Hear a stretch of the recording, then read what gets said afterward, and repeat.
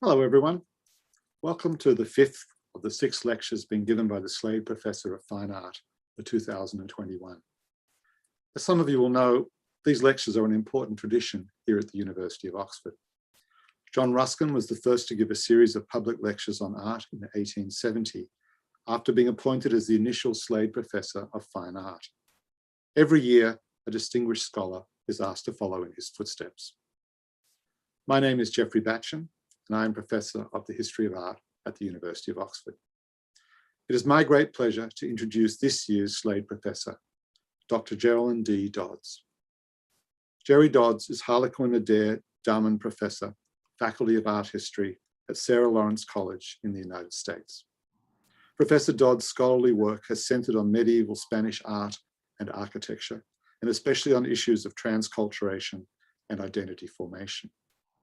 Among her many publications are Arts of Intimacy, Christians, Jews, and Muslims in the Making of Castilian Culture, a renowned co-authored textbook. In addition to her other books, catalogues, and essays, Jerry has also curated a number of important exhibitions and made informative films to accompany them. In 2018, in recognition of her exceptional contributions to the dissemination of knowledge of Spanish history and culture, Professor Dodds was the recipient of the Cross of the Order of Civil Merit from the Government of Spain. We are honored that Professor Dodds accepted our invitation to deliver this year's Slade Professor of Fine Art lectures, and I now happily hand over the microphone to her.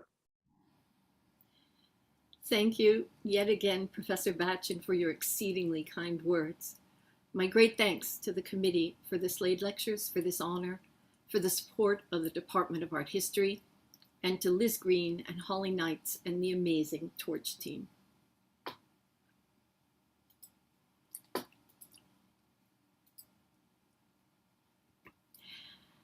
Alfonso X of Castile is called El Sabio, which ought to be translated more the learned than the wise.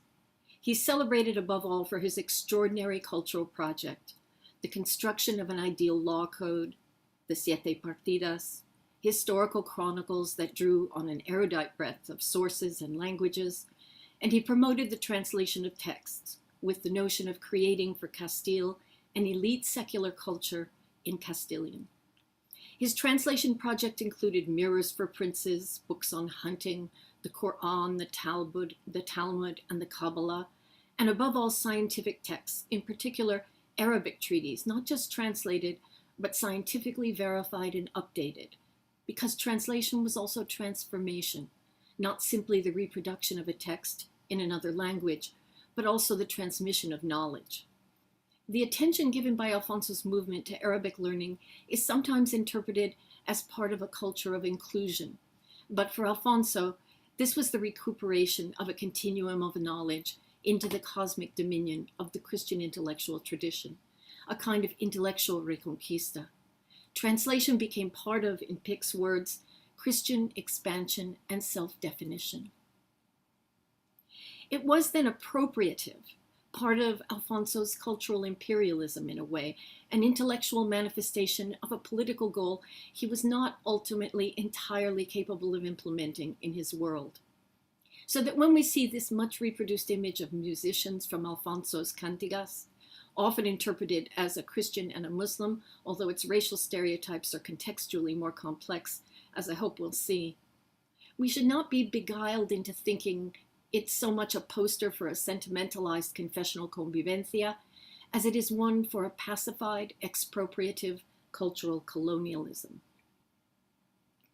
Very dear to Alfonso's heart, and a lively extension of the same policy, was yet another cultural enterprise of tremendous scope, the Cantigas de Santa Maria, a book of 419 songs assembled around the last 2 decades of his life. It was written in medieval Galician Portuguese, an evolved literary language already in his time associated with love songs. Alfonso was an accomplished troubadour poet himself. You see him here dictating to 2 scribes as secular musicians and monastic singers wait in the wings. Indeed, he both formulated the collection and composed some of the poems, creating a persona for himself that he draws through the entire collection. In his introductory poem, he announces, "That which I seek is to praise the Virgin, Mother of our Lord, Holy Mary, the most wondrous of his creations. Therefore, from this day forth, I wish to be her troubadour, and I pray that she will have me. Hence, from now on, I sing for no other lady." So throughout these over 400 songs, Alfonso will take on the persona of the Virgin's troubadour in the language of courtly love. And in the language of courtly love, he will negotiate these same imperial ambitions with her. So today I'd like to talk about the cantiga in honor of the Virgin's miracle in the city of Murcia. What is sometimes called the Murcia cantiga is particularly compelling because Alfonso tells it himself in the first person, and it directly expresses his personal experience in that extraordinary colonial city. "I shall tell a great miracle," he says, "which I saw when God granted me Murcia. The miracle happened to an ancient church of the Peerless Queen, which stood there in the district of La Arishaca. The Moors had no power to do any harm whatever in that holy place, nor to remove the church from there, although it lay in their domain." The cantiga presents Alfonso and us with a colonial dilemma.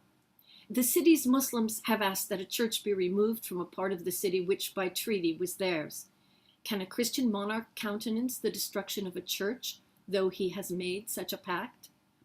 In the miniatures of this codex from the Escorial, the story begins with an image of the Church of the Virgin in the suburb of La Arishaca, with its exterior wall cut away so that the cult image of the Virgin within is visible, seated on a high altar that seems more like a throne covered in textiles.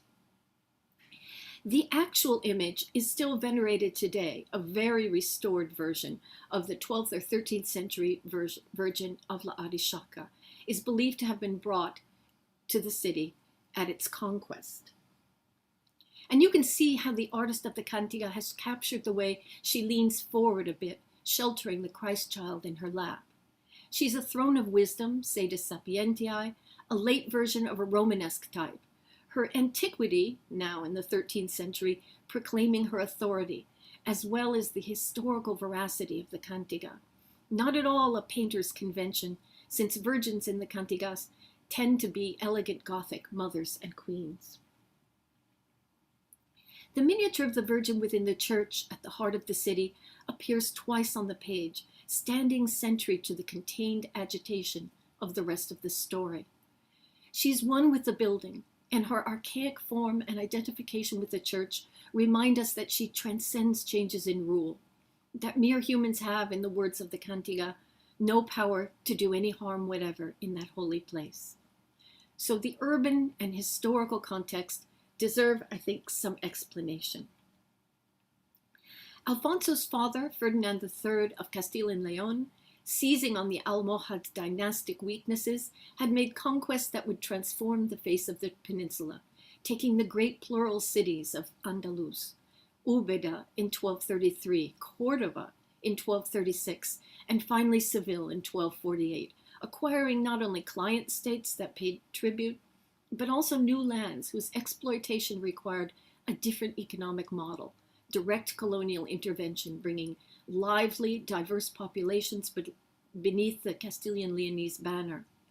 He expelled Muslims from Cordoba, hoping to repopulate the city with Christians with very questionable success, so a different strategy was attempted in the ancient stronghold of Murcia, taken in 1243. We've touched on Murcia often in these lectures.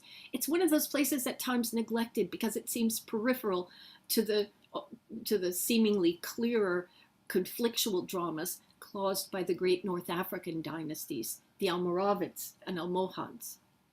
We saw the transition of this border territory from Visigothic to Umayyad rule under the Treaty of Tudmir, which allowed the survival and abandonment of a church as it became a Muslim polity. And in the 12th century, as the former capital of the Wolf King, Ibn Mardanish, whose material culture had such an impact on Toledo and on Iberia's monetary system. At his death, Murcia would fall into the hands of the Almohads, and after their demise would be governed by Al-Mutawakkil ibn Hud, another charismatic, independent Muslim ruler who, like Ibn Mardanish, fabricated an Iberian Islamic identity in defiance of North African regimes. This made Murcia a place at once Islamic and ardently Iberian, though not in Ibn Hud's time terribly powerful. Like Ibn Mardanish, Ibn Hud was by necessity an occasional Castilian client and ally, which meant that he could be celebrated with approbation in the 13th century by Archbishop Rodrigo Jimenez de Rada as the ruler who, quote, cut off all the heads of the Almohads he could find, end quote, and who, interestingly, when he took the Almohads' towns, and I quote Rodrigo here, considering that all the mosques were infected by the presence of the Almohads, Ibn Hud had his priests purify them, sprinkling water. Now, for Rodrigo's very Christian readers, this was also a familiar scene because it sounded very much like a Christian purification and conversion, complete with priests, and it echoed a trope seated throughout his accounts of the Castilian colonial triumphs of Christian ceremonies of purification and consecration of former mosques into churches. In his triumphant account of the conquest and conversion of the Great Mosque of Córdoba, for instance, Rodrigo declares, quote, once the filth of Muhammad had been removed, it was sprinkled with holy water of purification and converted into a church. Ibn Hud had actually claimed that the Almohads were heretics, a concept that played well in Rodrigo's manipulated history, as it gave the archbishop license to develop an analogy with Christian practice that would not have been at all possible had Ibn Hud instead purified a church for conversion to a mosque. Connecting these passages regarding Córdoba and Murcia, Rodrigo made a place for this mythologized Ibn Hud, a Muslim who was a Castilian ally, the enemy of his enemy, in his utopian vision of a Christian-ruled world. But this was an evanescent image that was about to change. For though purification is the first and most essential component of a conversion ritual, asserting separate confessional identities, the body of a converted mosque, even a converted one like the great mosques of Toledo or Córdoba, continuously reenacted the impossibility of separate visual identities in a plural polity, as Córdoba still does today. One cannot entirely control the effects of the material discourse. So also, the mosque become cathedral of Toledo bore abiding witness to the diffusion of forms and their ongoing semantic transformation in a Christian world. The subject of Rodrigo's trope, linking his world and Ibn Hud's, is purification, and it summons its mirror image, contamination, revealing also the anxiety of that frontier breached, the tenuousness of such a web of order drawn over the unstable and chaotic colonization of Al-Andalus. And that connects perhaps to why Toledo's cathedral, still wrapped in the appropriated body of its former mosque, was now in the process of being converted to a Gothic building, and thanks to Tom Nixon for his reconstruction of that process in 1244. Baresi sees a surge in Gothic building in the 13th century as a way it was possible for northern cities that were now far from the frontier to militate. And indeed, James I famously attempted to motivate his see of Huesca in Aragon to replace its mosque building with a Gothic one, to build, in his words, an honest cathedral in a Christian style. And so, Archbishop Rodrigo Jimenez de Rada recounts in 1226, the king and the Archbishop Rodrigo placed the first stone of the Cathedral of Toledo that still conserved the form of a mosque since the time of the Arabs. We are moving perhaps from a habit of transculture to its erasure in the confessional realm. In 1243, as the transformation of the Mosque Cathedral of Toledo was underway, Ibn Hud's son, Muhammad ibn Hud, surrendered the city of Murcia to the young Prince Alfonso, and became a semi-independent vassal of Fernando's kingdom of Castile-Leon. Murcia, a vibrant Islamic city of a proud Islamic territory, had not been depopulated as Cordoba had. It retained its local king as the Castilian army took charge of its castles and defense, but political, religious, and economic affairs at first remained almost untouched.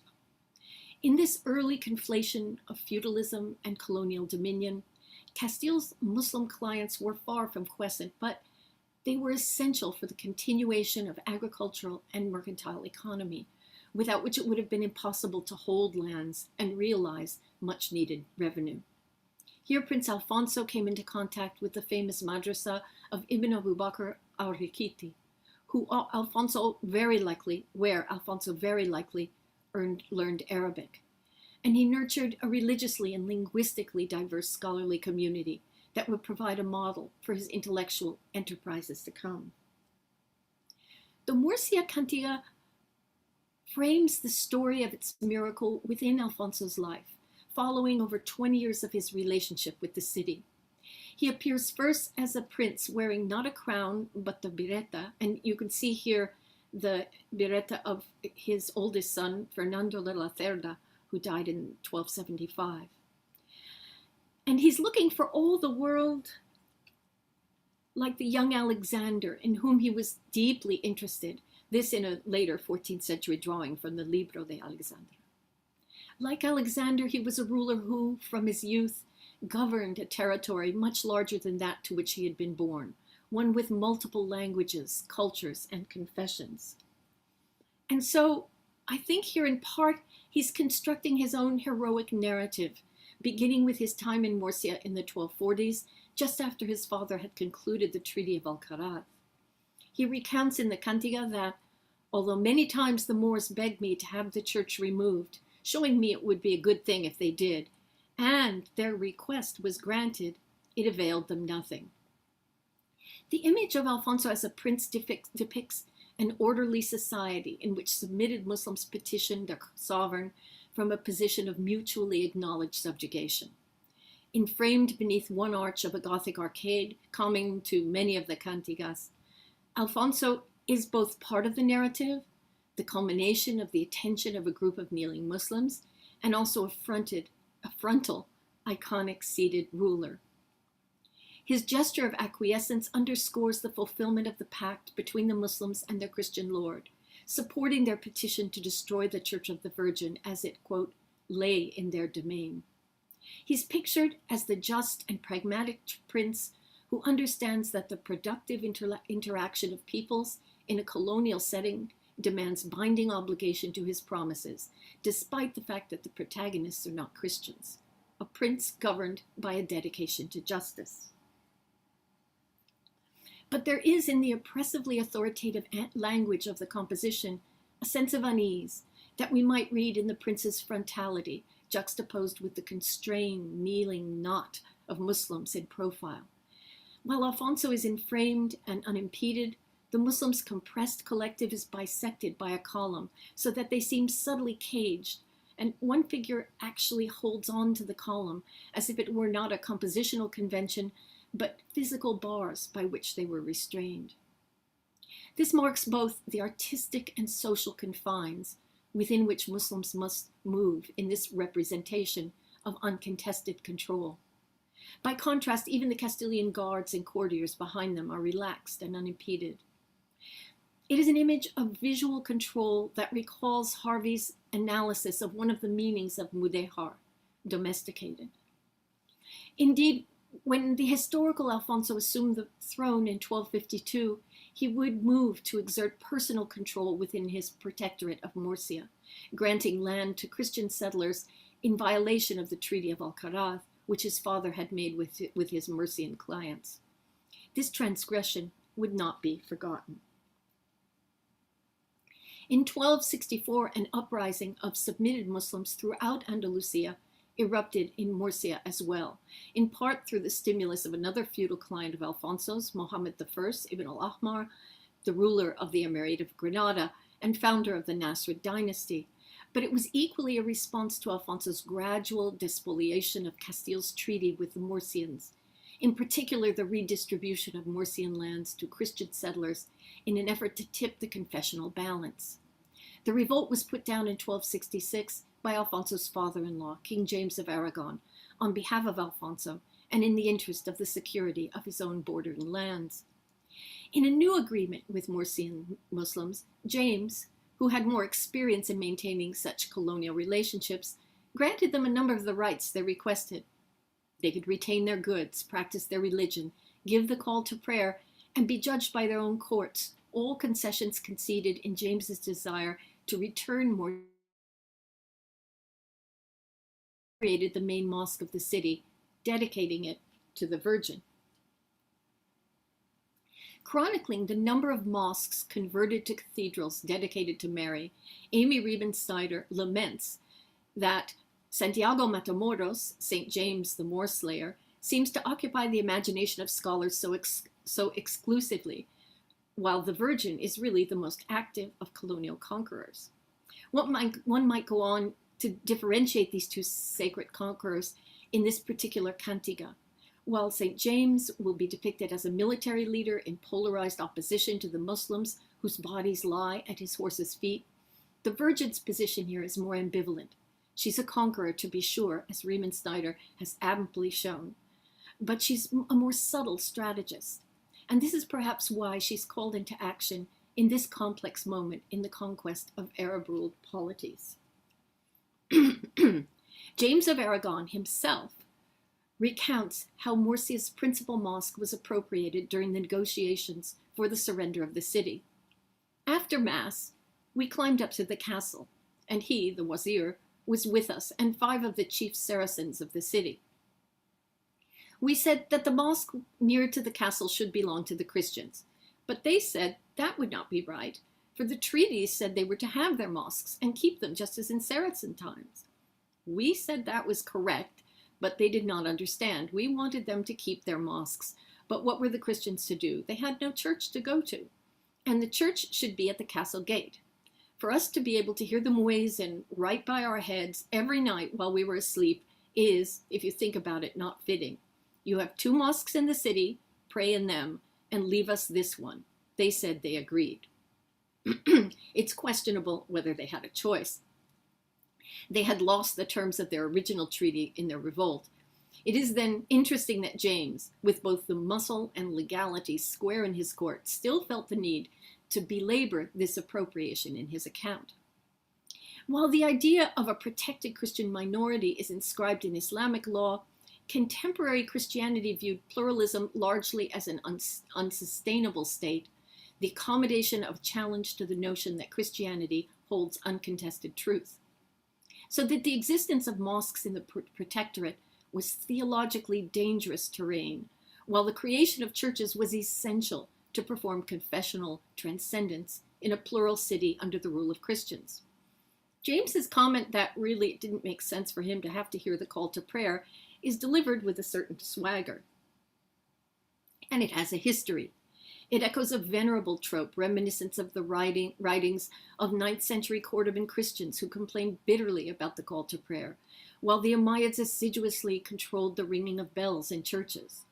In one of his devastating northern raids around 1000, Al-Mansur was said to have taken the bells from the Church of Santiago de Compostela to Cordoba, where they were deprived of their clappers, silencing them, to be reused as scaffolds for lamps in Cordoba's great mosque.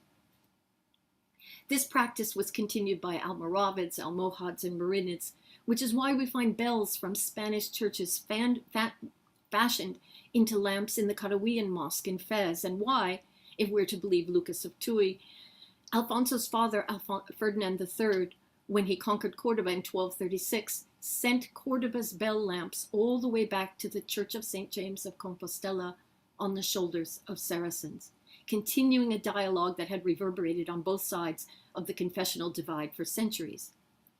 And when this same James of Aragon took Valencia, the poet Ibn Almira, John Toland reminds us, lamented that in his city the call of the muezzin would be replaced by the sound of bells. So James's directive is a trope and a taunt that whereas before Murcian Muslims had been able to control this space and its sounds, they would now forfeit oral control of the city. He's rubbing it in. And he's also documenting his relief. For though colonial rulers might countenance the presence of Muslims in their need to conjure uninterrupted economies, there was significant anxiety hidden in the appropriation of urban fabrics in which Muslims outnumbered Christians and possessed, by treaty, the right to their own religious monuments, the right to a material and oral manifestation of Islam in a Christian city. And yet, religious belief was not simply the symbolic terms in which a game of political one-upmanship was enacted. It's also good to remember that this is the same James, so full of bravado, who wrote about his personal feeling when he mounted an altar to the Virgin in the same newly converted mosque in Murcia. We heard it in the first lecture, but allow me to repeat it again.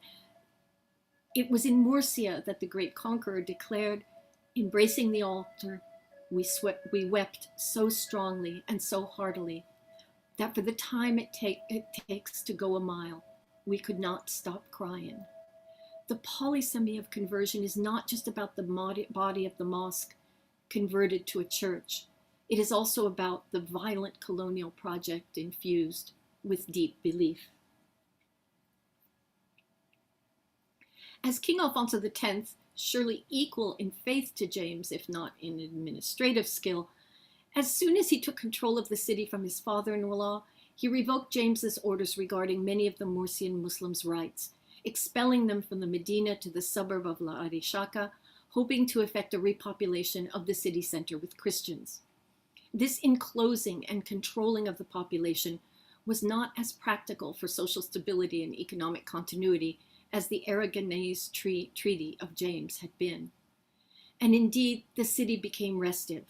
Murcia's submitted Muslims would in the end still outnumber Castilians, Aragonese, and Catalan settlers, a colonial environment in which, Burns remarks, an overgrid of Christian settlers uneasily governed the conquered but restless Muslim majority.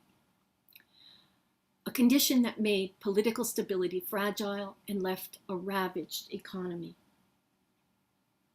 But of course, Alfonso would tell a far different story in his retrospective Cantiga. The action of the next frame occurred over 20 years after the image of Alfonso as prince, and yet the Murcian Muslims are still frozen in the same kneeling posture, suspended in time in identical subjugation, as if to assuage that demographic anxiety. Here the Muslims are shown petitioning King James I of Aragon following the uprising of 1264 when, quote, the Moors rebelled from Murcia to Seville, end quote. The Cantiga bypasses the complexities of the governance of Murcia following the rebellion, recounting only that James, quote, made the cathedral out of the great mosque, fixating on the theme of this particular Cantiga, which is confessional real estate. The Murcian Muslims ask again permission to have the Church of the Virgin removed to the suburb to which they've now been confined. And yet miraculously, although he consented to it, they could not touch a single nail of it. Alfonso X, now crowned as king, also acquiesces in the next panel. The Cantiga does not record his repudiation of James's pact with the Muslims or the forced exile of the Muslim community to the suburb of La Arishaca, called here their domain. These appear as stable ahistorical circumstances within the entire discourse of the Cantiga. In each of these images of Muslim supplicants before a king, the Christian rulers embody a kind of timeless authority, while these historical Muslims, subjugated, constrained, and in profile, in potential movement, are evanescent. And yet, though the images are formulaic, Alfonso's written account is really quite personal for this moment, which falls during the years in which the Cantigas were written. He writes, after this, it happened that I went to Murcia, and most of the Muslim community asked me to remove the church from their midst, but I was loath to do so, for it had been freshly painted. However, very reluctantly, I granted their request. The juxtaposition of personal, even anecdotal experience, it happened that I went to Murcia and it had just been freshly painted, In the text, with the recurrence of the formal, authoritative compositions of the miniatures, marks Alfonso's attempt to reconceive his legacy as a just monarch. And yet Alfonso had in reality not upheld either Castile's original pact with the Muslims or those made by James, and his attempt at repopulation had greatly faltered. We can read a kind of slippage in the framing miniatures of the Virgin in her church, a visual echo of the dilemma of the Murcian Muslims in the face of this myth of order and control. The compact urban fabric, ringed tightly by crenellated walls, is made more dense and impenetrable by skewed roof lines and overlapping forms redolent of the constricted circumstances of the Muslims, a hint of empathy at their reduced circumstances, their justification for wishing to remove the church, which had attracted Christians from beyond the peninsula. Indeed, by the resettlement of 1272, Murcian Muslims lived in less than half the area they had previously possessed under the treaty accorded to them by James in 1266. But then, the same image also depicts the Virgin's Church in the embrace of this compressed and displaced community of Muslims that had lost homes, property, and its own mosque. It envisions, as the triumphal text cannot, twin colonial dilemmas posed by the resettlement of Murcia, the subaltern sequestration and the colonists' anxiety in the face of their numbers and in fear of another revolt. And thus the panel of miniatures repeats its visual topos like an incantation for the subjugation and control of Muslims, one in which the scale of the church and the Virgin herself create a mythic vision of control. That control was increasingly impossible as Murcian Muslims were relegated to a sliver of land beyond the walls of the Medina. Alfonso's Roman law code, the Siete Partidas, which was never enacted in his lifetime, proclaims quite clearly that, quote, Moors shall not have mosques in Christian towns. The mosque which they formerly possessed shall belong to the king, and he can give them to whomsoever he wishes. And indeed, after the rebellion of the Mudejares, Alfonso conceded all the mosques that remained in the Medina of Murcia to Christian settlers. But the Murcia Cantiga drives home the paradox that belies the legal ideal. The Castilian colonial project required the maintenance of a pacified indigenous population of an alternate faith, in direct contradiction to a utopian Christian hegemony which, unlike Islam, admits no alternative faiths. The final miniature of prostrated Muslims before a leader is structured by the same Gothic arches. They are on one hand palatial, but we begin to understand that they also signify the consistent structure of the law of Castilian Leonese rule in a frame emblazoned with the arms of Leon and Castile. Beneath the scaffold of that law, the kneeling Muslims make their pleas before their local authority, their own king, Alfonso's vassal in the 1260s. The text tells us that Alfonso had given them permission to destroy the Church of La Arishaca, and then the community applied to their own authority to bring this about. All the Muslim community, the text reads, went to the Muslim king to ask him to have it done. But he said, I will not, for Mariam deals severely with those who displease her. The Muslims of Murcia wisely solved Alfonso's delicate problem, how to stabilize and rule a multi-confessional community by law and at the same time serve the needs of the church, which cannot be held to terms of compromise as regards alternative faiths. The Virgin, apparently, understanding Alfonso's dilemma, intervened to reestablish cosmic order where it is needed.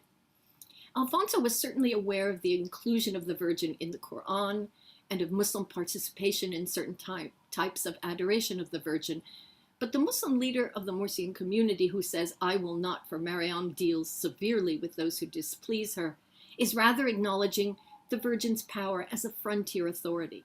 As a colonial Muslim of Castilian desire, he recognizes her sovereignty. He sits beneath a single arch of the triple arcade, but unlike Alfonso and James, he sits in three-quarter view on a chair posed on a dais, a device that allows the painter to diminish the iconic implications of the frontal presentation of the Christian kings.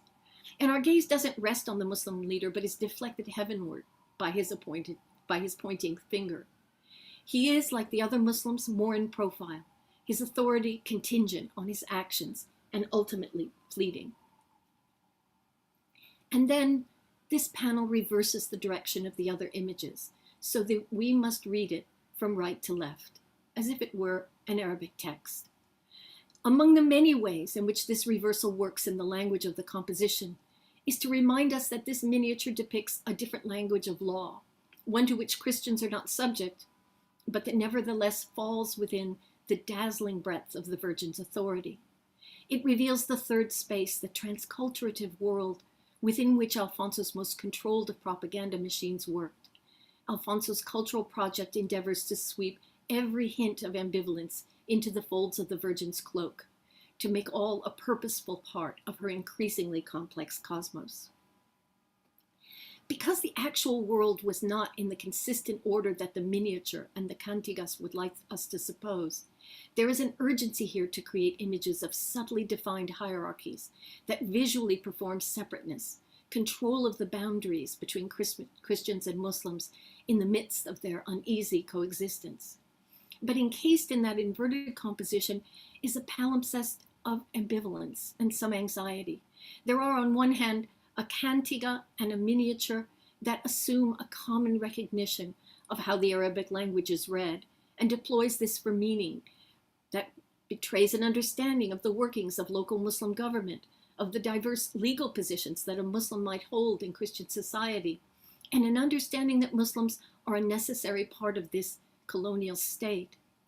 They further acknowledge as within the possible order of things a situation in a colonial city in which a church might be destroyed in a Muslim neighborhood despite uncontested Christian identity.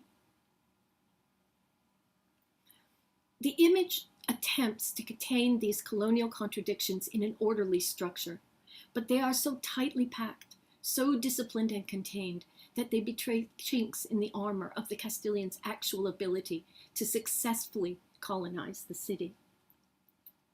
In another of Alfonso's first-person accounts is the story told in multiple cantigas of his acquisition of a much-desired port, Alcanatir or Alcanate in the cantiga, obtained, of course, in violation of his pact with the Muslims of Jerez, a fact predictably obscured by the text. In one cantiga, a powerful Muslim official, an alguacil, complained that Christians were calling the town by the name of Puerto de Santa Maria in contravention of their treaty. It must have sounded to him as if the Virgin were preparing an offensive, which indeed she was. The name of this cantiga is, after all, how Holy Mary took a place for herself in the kingdom of Seville and called it Puerto de Santa Maria. As in the Murcian cantiga, Alfonso goes to great lengths to uphold his pact, even violently punishing Christians who use this forbidden new Marian name. But in the end, under the persuasive influence of the Virgin, the alguacil yields both the city and its name, quote, to secure peace in the land, end quote. Here again, docile and wise Muslims yield rights and transgress their own boundaries in the name of peace. This laundered forensic history is also intimately intertwined with the miracles surrounding the creation of a new church. In 3 of the cantigas, the vision helps a mason, Master Ali, find a cache of stone when materials are needed. She creates a flood that brings wood to the very construction site and saves workers from a falling tower during construction. But the cycle in no place states what archaeology has taught us, that this church, in what is today the Castillo de San Marcos, was built within a converted mosque. A qibla wall, marked by a mihrab, was covered beneath plaster, while the church arcades reused spolia appropriated from the mosque's prayer hall arcades. The cantigas of Puerto de Santa Maria are entirely mute regarding the conversion, but they betray substantial slippage as regards the connection of the church to the mosque that was there before. The falling tower of Cantiga 364, many agree, must have been the minaret of the mosque. And the mason, Master Ali, with the prescience common to good Muslims in the cantigas, quote, realized that the Virgin had kept those stones like a treasure, although he was a Moor. And the miraculous stones themselves, quote, found just like that under the earth, good-sized and neatly squared already, quote, hover like the intertextual specters of a pre-existing building willfully erased, transmuted from a mosque into a miracle, but still haunting the construction of the Church of the Virgin. Alfonso was not interested in this late literary fashioning of his legacy in being known for converting mosque buildings into churches, as his father had, as Rodrigo recounted. He wished to be known for making churches anew. Alfonso did not begrudge James the conversion of the great mosque of Murcia. He wished to, as the Siete Partidas proclaims, make churches where there had not been any. Within these Gothic arcades, he sought to obscure the ambivalence of conversion in a dream of containment and erasure. And for this, he increasingly must rely on the Virgin to manage the impossible twin agendas of colonial conquest and the cosmic expectations of the domain of Christ. The final miniature in Cantiga 169 is a kind of postscript to the bulk of the story. Imbricated in the dense walls and towers, we see caricatured black heads and arms bristling with the tools needed to dismantle the Virgin's church. Behind them are three turbaned, light-complexioned Muslims, like the Murcian Muslims of the preceding miniatures, who watch the proceedings. The figures of the attackers are subsumed by the architecture of the scene, as if to depict their apparent insignificance in the face of the towering church. The text continues. Later, when Abu Yusuf, lord of Saleh, passed by with a great army, the Moors thought to take Murcia by trickery in order to exalt their faith. However, the Holy Virgin undid their treacherous plot, and she drove them out of there.